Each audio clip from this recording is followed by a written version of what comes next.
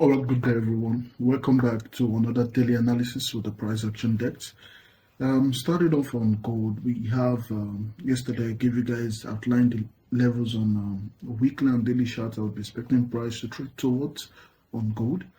And the significant one was the previous week's high, and clearly we've taken out that level just yesterday. I think during London prior to New York section, we took out that level. And yeah, we did get a trade, market maker sell mode back to some sell side liquidity level, and I shared that on the group. So for today now, what do I have in mind? Now we took out that high and closed below it, and closed strong below it. Let's go down to the daily. Took out the previous week's high and closed, rejected, closed below it. Now, how am I going to work this level? First of all, there's still interest in probably us wanting to see lower prices. We might see lower prices today, but I would personally be skeptical about today. I'd go after internal range liquidity, as I won't be favoring any form of external range liquidity. In terms of buyers, I'm 50-50 with this year. We could trade higher, sweeping out the previous days. That's very possible. And also we can trade lower, filling this gap right here, and probably giving an immediate rebalance kind of stuff.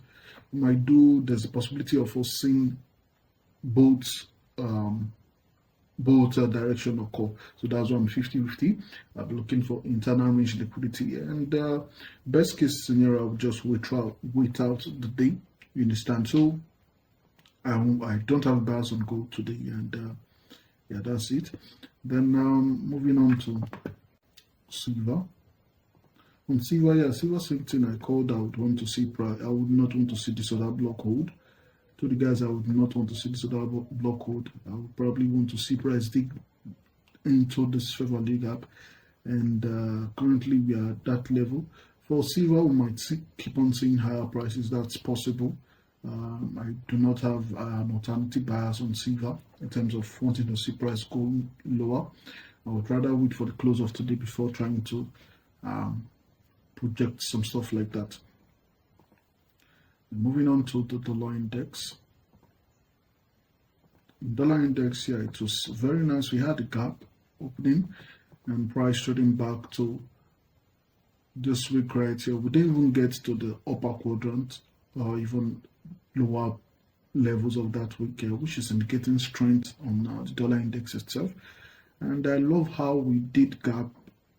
We gapped open, but we did not close below this favorable gap, which is quite interesting.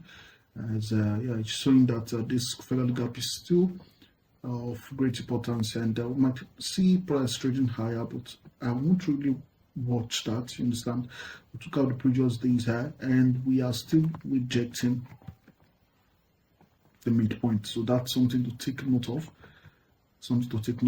This could very well be acting as an inverse favorable gap, but yeah, I'm just going to be patient and see how. Basically, seeing how today close is very important for me, and in terms of figuring what price is going to trade towards next. But for today, internal range liquidity would be my major interest. You understand? So going through oil.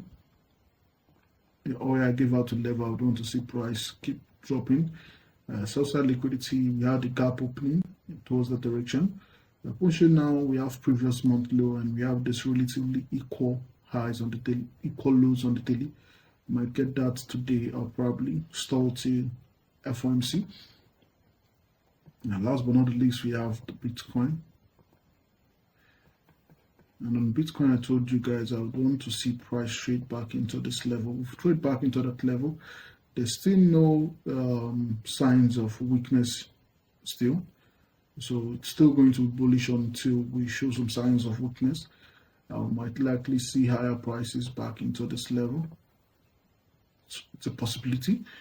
I might see, currently we are using this as an inverse, so probably it would be nice in price push back into this favorable gap right here.